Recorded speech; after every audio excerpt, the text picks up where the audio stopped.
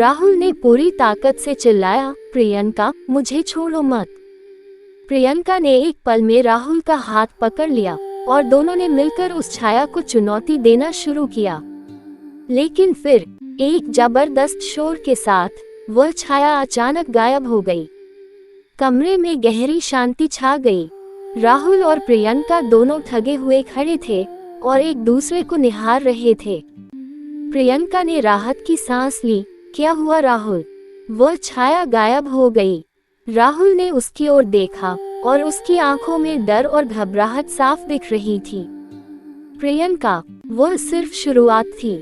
हम अभी पूरी तरह से नहीं निकल पाए हैं।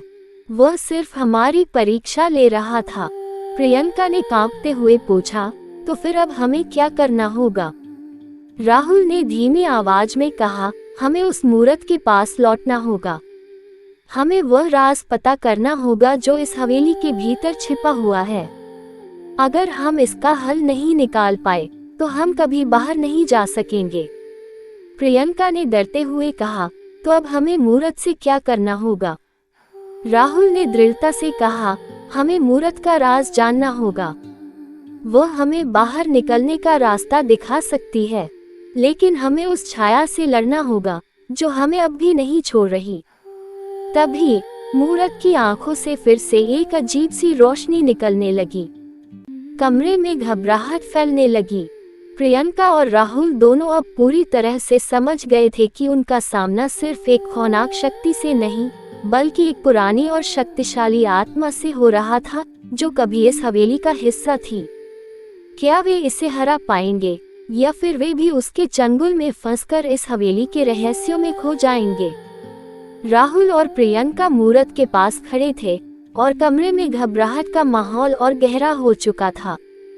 मूर्त की आंखों से अब भी अजीब सी रोशनी निकल रही थी और दीवारों से हल्की हल्की आवाजें आ रही थीं। कमरे की हवा और भी ठंडी हो गई थी, जैसे वहां कोई गहरी और भयंकर ताकत मौजूद हो। प्रियंका का दिल तेजी से धड़क रहा था और उसकी पूरी त्वचा कांप रही थी। प्रियंका ने डरते हुए कहा, राहुल, मुझे नहीं लगता कि हम इसे समझ पाएंगे। ये सब बहुत खतरनाक है।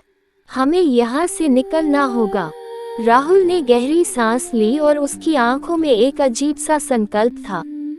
प्रियंका, हमें ये रहस्य जानना होगा।